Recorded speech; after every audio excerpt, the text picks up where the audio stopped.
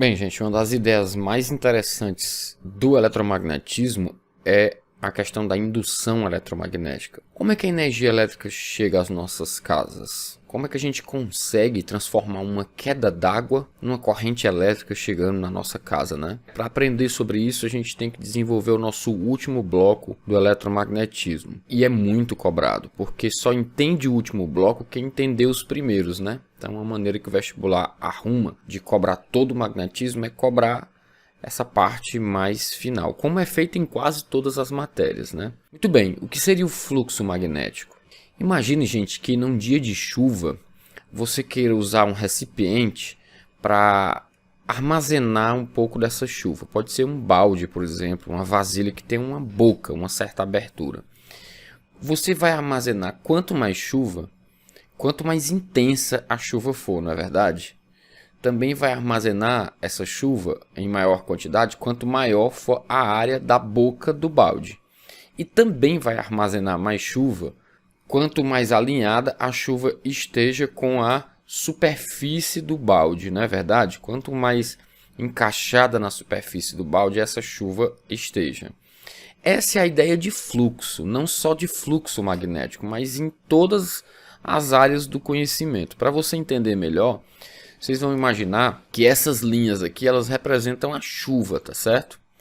E essa superfície amarela é a boca do recipiente que você está utilizando para aparar a chuva. O fluxo de chuva pode ser representado pelo número de linhas de chuva, né, que é a região onde as gotas vão caindo, que furam o balde que você está tentando aparar a chuva. A mesma ideia é a ideia de fluxo magnético, gente, tá? Então, eu vou pensar que as linhas de indução magnética é a chuva, né? Então, eu consigo fazer essa mesma ideia. Olha só, o fluxo tem ligação com o número de linhas que furam uma determinada área do espaço, que no caso é a área da boca do balde que você está tentando aparar a chuva. Esse B, ele quantifica a intensidade da chuva, né? Ou a intensidade do campo magnético. Esse A é a área do recipiente que está aparando a chuva. Se for uma caixa d'água aberta, ela vai aparar muito mais chuva do que um balde, obviamente. E vamos imaginar que a boca desse recipiente tem um vetor que é normal à superfície dele. Ou seja, o ângulo que você coloca para aparar a chuva tem ligação com a quantidade de chuva que apara. Se a chuva vier muito inclinada, ela cai pouco dentro do balde, não é verdade? Então a ideia de fluxo magnético fica bem simples quando você pensa nele dessa maneira, tá? Então o fluxo magnético ou fluxo de água que vai entrar no balde, né, vai ser o B, que é a intensidade da chuva ou a intensidade do vetor indução magnética, as linhas de indução, né? Quanto mais próximas elas são, significa que mais chuva está caindo ou mais intenso é o campo magnético. A área, largura do recipiente que você está usando e o ângulo que você está usando. Por que o cosseno? Porque se você rotacionar esse vetor aqui, essa área vai ficar paralela à chuva. Aí não vai cair chuva dentro, né? Então o cosseno, quando ele faz 90 graus com as linhas de campo aqui, não tem fluxo. Tá? Então é melhor usar o cosseno, né? O cosseno é a definição ideal para a quantidade de linhas que furam essa superfície, se comparada com a normal à superfície. Então, a ideia de fluxo, ela é a ideia primordial para você entender o restante do que vai estar em jogo. Então, a partir daqui, a gente estabelece essa ideia.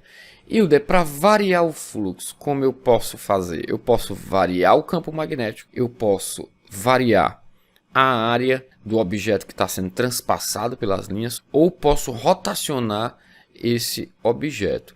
Pode ser duas delas, uma delas ou até as três delas. Mas é claro que é mais simples a gente mexer com uma variável, não é verdade? Qual seria a unidade de fluxo, né? A unidade de fluxo seria o Weber, que é o Tesla que multiplica um metro quadrado. Jogou para cá, né? Lembra que o Tesla é o Weber por metro quadrado, tá? Então essa é a unidadezinha que se usa, mais usual aí para a ideia de fluxo. Olha só aquilo que eu falei, ó. Se você colocar o balde assim, ele não vai aparar a chuva, né? Lembra que as linhas estão na horizontal, elas representam a chuva nesse caso, tá? Se você colocar assim, você não vai aparar nada, né? Então o cosseno de 90 é zero, você não vai ter fluxo magnético nesse caso. Mas se você colocar o balde assim, ó, olha o número de linhas aumentando, né? Significa que mais água vai cair dentro dele, você vai aumentar o fluxo de chuva. No caso da gente, sempre pense que é o fluxo magnético, que eu estou fazendo analogia. Muito bem, então o fluxo é máximo quando essa área é perpendicular às linhas, ou quando o vetor normal é zero em relação às linhas de indução, faz 0 grau. Aí eu tenho o fluxo máximo. Significa que se eu ficar rotacionando essa figura aqui amarela, né, essa área quadrada amarelada, esse fluxo vai ficar variando, não é verdade, gente? Né? E essa variação de fluxo, ela é tipo cossenoidal, né? Porque ela não vai depender de um cosseno, ó. Ela vai ficar fazendo isso, tá vendo, ó? Vai partir de um máximo, vai passar pelo zero quando tiver paralelo, né? Quando a barra amarela tiver paralela às linhas, vai maximizar. Quando ela inverte para o outro lado, o cosseno de 180 é menos 1, por isso que ela vai descendo, ó. E esse fluxo é o chamado fluxo alternado. O que o cosseno resolve, o seno resolve também. Então é uma senoide ou cossenoide, é indiferente você tratar de um jeito ou de outro. O que seria a força eletromotriz induzida? Imaginem que existe um campo magnético externo e ele está todo nessa área como você está vendo. Se um condutor se mover paralelo às linhas, gente, aí as cargas não se movem. Lembra daquela força magnética lá de Lorentz, né? As cargas só vão se mover se existir um ângulo diferente de zero entre o vetor velocidade delas e o vetor do campo magnético. O vetor velocidade delas está aqui, ó, porque elas se mexeram aqui, paralelo ao campo magnético. Isso não gera movimento de carga. As cargas livres que estão nesse metal não vão sofrer ação da força magnética, portanto, não conseguem polarizar nesse condutor. Também, se você empurrar assim, não vai dar certo, porque de novo, né, ó, elas não estão passando por essas linhas, elas estão passando de forma a não variar o fluxo magnético, porque o B é o mesmo para elas, né? Só vai variar se você passar nesse sentido aqui, como se fosse uma grade, que você bota uma régua e sai batendo, tá. Se você passar alinhado com a régua assim, a grade, você não bate em grade nenhuma, né? Você tem que passar na transversal. Então aqui também eu não tenho separação de cargas. Mas se você passar assim, ó, aí tem variação de fluxo, gente. Se o condutor ficar ceifando as linhas de indução, cortando as linhas de indução, né? Você imagine que você está vendo isso de cima. Vamos ver isso de lado, que fica mais fácil da gente ver, né? Ó, rotacionar essa figura, é isso que vai acontecer. Olha o condutor viajando, ele tem uma velocidade v, né? Por que o elétron vai se mover aí para cima? Regra da mão direita. Bote a mãozinha aí que você vê direitinho, ó, campo saindo da página, saindo do dispositivo, vetor velocidade, cargas negativas. A força magnética vai empurrar os elétrons desse condutor para cima, gente, ó, né? Força magnética vai tirar os elétrons do canto e vai ficar empurrando ele. E os elétrons, eles estão emparelhados, né, nos átomos aqui, nos prótons. Quando você empurra, ele desemparelha. Então essa parte aqui do fundo vai ficar mais positiva, porque os elétrons vão sair daqui. E a parte de cima vai ficar negativa. Você percebe que com essa movimentação, só porque você variou o fluxo magnético. Por que variou? Porque está cortando várias linhas, né, diferentes aí. Você acaba de gerar uma bateria. Isso é interessante, né? Então você vai gerar uma espécie de pilha aqui, ó. Para você ver melhor, nós vamos fazer aqui com várias delas, ó, que aí você vai ver direitinho o que está acontecendo, tá vendo, ó? Os elétrons saindo ali de baixo, e quando eles vão saindo de baixo, gente, eles vão perdendo a paridade com as cargas positivas, né? Quando eles perdem a paridade, as cargas positivas vão ficando sozinhas ali embaixo, e os elétrons, enquanto você arrastar, tá? Isso não vale com o condutor parado. Nós estamos simulando que ele continua sendo arrastado aí, para poder fazer essa separação. Se você ligar qualquer dispositivo que possa consumir uma energia aqui, você acaba de ter um processo de geração de energia. É isso que a gente chama de força eletromotriz induzida. Por que da palavra induzida, não é? porque o fato de você arrastar o condutor, você induziu a essas cargas a saírem do canto, né? E se polarizarem, por isso dessa palavra. Voltando à visão em perspectiva, você tem isso aqui, ó. E esse objeto pode ser utilizado como uma fonte geradora aí de energia. Essa força eletromotriz induzida a gente costuma representar pela letra epsilon. Ela vai depender de quê? Vai depender do campo, ela vai depender da velocidade com que você arrastou o condutor e da largura do condutor também, tá? Então, essa força eletromotriz é o produto BLV. Eu acredito, tá vendo aí, ó, a maneira de você decorar aí as coisas aqui no Partiu Medicina. Mas muito mais importante do que decorar é entender e aprender, né, gente? Por que que essa equação é dessa maneira? Isso é importante que a gente veja por quê. O que acontece quando esse condutor é polarizado? Tanto existe uma força magnética como existe uma força elétrica, né, gente? Porque o campo elétrico ele é das cargas positivas para as cargas negativas. Então a força elétrica nos elétrons é contrária ao campo elétrico. Quando essas forças aí se igualam, gente, aí a gente demonstra essa equaçãozinha. Vamos fazer isso para você ver como é interessante, né? Eu tenho igualdade dessas forças, não tenho? Lembra do que acontece aqui, ó? Vamos lá. A força elétrica, gente, a natureza dela é do tipo módulo de Q, eu vou só escrever o Q, tá?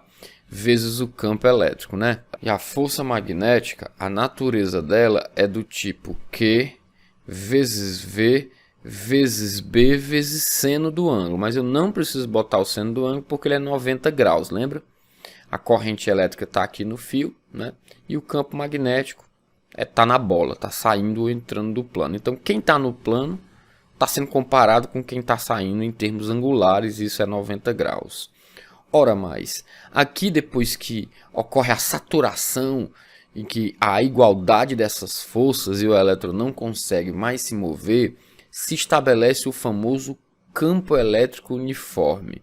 E a DDP, num campo elétrico uniforme, ela é o produto do campo elétrico vezes a tamanho aí, a distância entre as pontas do condutor. É o tamanho onde o campo elétrico está se manifestando. Existe até uma equação mais famosa que é mais fácil de vocês memorizarem, ó. Campo elétrico uniforme. No céu, U é Deus, né? O pessoal gosta de fazer as frasezinhas, né? Ó. Só que esse Deus é com D minúsculo aqui na física, né? Então eu estou fazendo a mesma coisa, ó. Força eletromotriz, campo elétrico e distância, né? Então, gente, esse campo elétrico aqui, ó, ele vai ser substituído por quem? Pela eletromotriz sobre a distância, não é verdade? Então, isso aqui pode ser escrito assim, ó, módulo de Q, eletromotriz, distância. Como há igualdade dessas duas forças, o que é que nós vamos fazer agora? Nós vamos igualar essa expressão a essa expressão e a gente vai chegar onde a gente quer, não vai? Ó. É verdade que Q vezes E sobre L vai ser igual a Q velocidade vezes B. Aí a gente cancela a carga, né? Ela é a mesma que está sendo transportada aí até a saturação. Ó. Sai aqui, sai aqui. Então essa DDP, porque isso é uma DDP, ela é do tipo B vezes V vezes L. Ou LBV ou BVL. É um produto, tanto faz você escolher aí a maneira que for mais musical. Eu gosto mais de LBV, né? É mais musical dizer LBV, né? Tem gente que gosta de BVL, tem gente que gosta de BLV, tanto faz. Então isso aí, gente, é a força eletromotriz induzida. Lembra que ela não é uma força, ela é uma DDP. Quando falar a palavra força e falar eletromotriz ou contra-eletromotriz, é uma DDP. Uma das leis mais incompreendidas da física de todos os tempos é a lei de Lenz. E eu espero poder te ajudar com isso, porque ela realmente é meio chatinha de entender, mas a gente faz uns resumos aqui e dá certo. Faça o seguinte, você conhece aquela pessoa que é do contra? Tudo que você fala, ela diz, não é assim não, não sei o que. Todo mundo tem um colega assim, né? Eu tenho alguns assim, tá? Eu não dou muita moral a eles não, mas, né? aí eles aparecem, a gente finge que concorda, né, para nossa paz interior continuar. A lei de Lenz, ela é a lei do contra, daquele colega do contra. Vocês lembram que essas linhas aqui, elas não são uniformes, né? Elas saem se espalhando.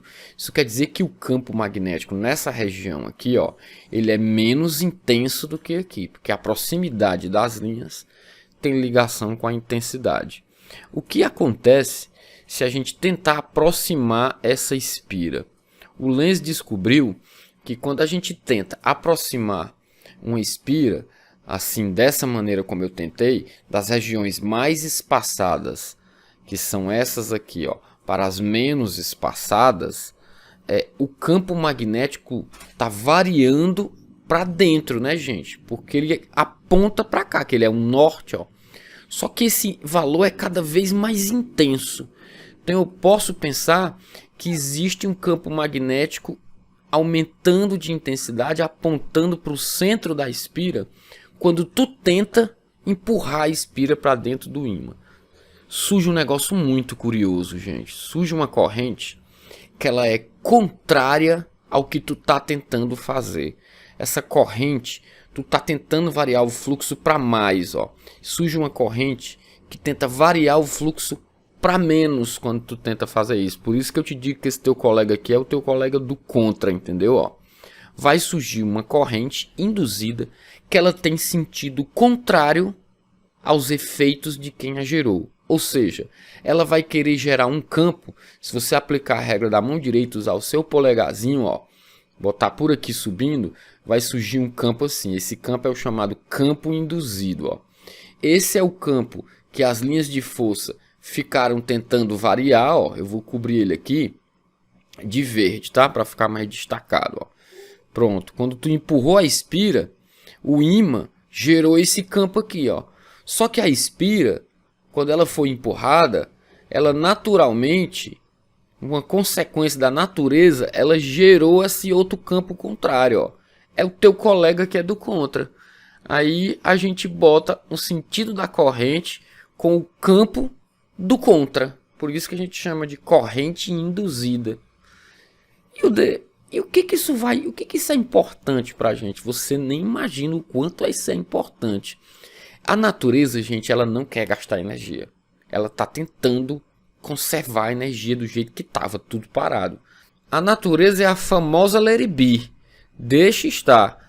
Por isso que surge esse campo se opondo ao que você está tentando fazer de maneira externa, de maneira forçosa, tá? Então isso vai ser fácil de memorizar. Num primeiro momento parece confuso, né? E realmente é, eu confesso que é. Mas existe uma maneira legal de você memorizar isso. Vamos lá, ó. Então, se você está tentando empurrar o polo norte para dentro da espira, surge uma corrente no sentido anti-horário. Aí tu desenha a letra N, ó, né? De polo de anti-horário ou de polo norte, né?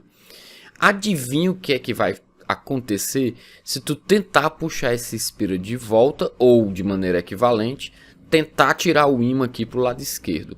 A espira vai dizer assim: não, já que você trouxe a espira para cá, agora eu não quero mais sair. Não é o teu colega do contra? Sempre que tu emitir uma opinião, ele não vai emitir uma opinião contrária? Então essa é a ideia, ó, tá? Sempre tentando impedir a causa da variação, né? Então se eu empurrar a espira de volta, o polo que vai surgir nela não é mais norte, é sul. Por quê? Sul atrai norte. Lembra? Ó, vai surgir um sul na espira para atrair esse norte. Quando eu empurro a espira, surge um norte na espira para impedir que esse norte entre. É tudo sempre do contra. Ai, é a primeira vez na minha vida que eu estou entendendo isso. Pois é. É a natureza dizendo assim: deixa estar, você já fez, agora deixa estar. Mas a gente pode lutar contra isso, né? E lutar contra isso gera energia pra gente, entendeu? Olha o resumo disso. É bem legal esse resumo. Eu tenho essa área aqui que tem campo magnético, tá? Essa espira, por enquanto, não tem força magnética nela, não tem nada nela. Mas quando ela entrar aqui, as linhas de força vão tentar furar, não vão? E elas estão aumentando, né? À medida que você vai, ó. Tinha 2, passou a ter 4, agora já tem 6, né? Então esse fluxo, ele tá aumentando para onde? Para sua cara, ó. tá? O vetor campo magnético externo é para sua cara, cada vez maior. Então tu tem que imaginar um cara no sentido oposto, gerando um campo contrário, ó, que vai se opor ao que tu tá tentando fazer, que é aumentar esses campos. Aí tu gera a corrente do B0, que é o induzido. Aí isso aqui vai dar um polo o quê? Vai dar um polo sul, né? Na perspectiva que estamos vendo, ó, só já bota a regrinha da mão direita, né? Bota assim, ó, no fiozinho, pá, mão no centro, né? Claro, depois que ele tá aqui dentro, gente, aí ele não varia mais. Porque elas são constantes, ó. Entra 6, sai 6, entra 6, sai 6. Mas quando ele começar a sair ali, vai dar outra coisa, né? O campo não quer deixar ele sair. Ele não queria deixar entrar, agora não quer deixar sair, entende? Então, ó, o fluxo está diminuindo cada vez mais, né? Como está diminuindo, eles vão ter o mesmo sentido, porque ele quer diminuir e o coleguinha verdinho não quer deixar diminuir. Ei, fica aí, não diminua não. Aí isso vai gerar uma corrente contrária à outra lá. Aplica a regrinha, né? Ó, sobe aqui do lado de lá do fio, do lado direito do fio, aí vai por trás do fio e mão voltando, tá? Então, esse quadrinho resumo aí, ele é maravilhoso para tu entender o que que acontece. Então aqui é um sul e aqui é um norte, né? Quando tu tentou entrar com esses campos aí furando pelo lado de lá da página, surgiu o sul. Quando tu tentou sair, surgiu norte. Aí não tem corrente induzida porque o fluxo é constante, eu já tinha avisado isso. Então, gente, por que que não tem corrente aqui? Porque para ter força eletromotriz induzida, é preciso ter o quê? Variação de fluxo, tá? Então toma nota disso aqui, ó. A força eletromotriz induzida é menos a variação do fluxo magnético com o passar do tempo. Esse sinal de menos é o quê? Se liga, é a oposição, é a justificativa de Lenz, tá certo? Vamos relembrar um fato. Como é que a gente pode variar um fluxo? Ó, só teve força eletromotriz quando ele estava diminuindo ou quando ele estava aumentando. Quando ele está constante, não tem. A gente pode variar um fluxo causando uma variação no campo, causando uma variação na área, que foi o caso dessa representação, ou rodando, né, causando uma variação aonde? No ângulo. Então a variável pode estar aqui ou pode estar aqui, tá? Tem que botar o delta em alguma delas, ou em duas ou nas três. Então não vou nem botar o delta do outro lado. Em qualquer uma delas você pode colocar. Para fechar, vamos para a corrente alternada. Transformadores. Vamos construir uma peça dessa para ver como é que fica. A gente faz um enrolamento com um solenoide ou uma bobina, né? E essa bobina ela vai estar envolvendo um núcleo metálico, tá? Se surge uma corrente nela, tem um campo, tá aí a regra da mão direita bem bonitinho, tá? Nós vamos construir um núcleo metálico. O núcleo de ferro, gente, ele é capaz de aprisionar fluxo magnético nele, né? Então, esse fluxo magnético que fura ele aqui, ó, também fura essa outra, tá? Só que nós temos corrente alternada, porque se a corrente for contínua, isso aqui não funciona, não. Corrente contínua não vai ter variação de fluxo, né? Eu não posso variar a área, eu não posso variar o ângulo, eu não posso variar o sentido das linhas. Por isso que lá no começo, aquela tábua amarela, né? Aquela boca amarela tá girando e você viu o fluxo variando de maneira alternada, né? Para gerar uma corrente alternada, que é a corrente que vem para casa da gente. Por que é mais interessante que ela seja alternada? Ao final disso, eu respondo. Olha só. Então, o que vai acontecer se essa corrente é alternada? Ela vai ficar mudando de sentido, né? Nós chamamos esse enrolamento aqui de primário e esse aqui de secundário. É possível pegar uma quantidade de tensão aqui e transformar em outra aqui. 110 para 220 ou 220 para 110, depende da quantidade de enrolamentos, tá? Olha só. Então eu vou ter o seguinte, né? Como a corrente é alternada, a corrente alternada vai ficar mudando de sentido. E quando ela mudar de sentido, gente, ela muda o sentido da linha de fluxo, ó. E os polos norte e sul ficam se invertendo, ó. E quando eles ficam se invertendo, eles vão gerar DDPs aí mudando de sentido. E na casa da gente, a corrente é alternada. Esse ciclo é um ciclo de 60 vezes por segundo, né?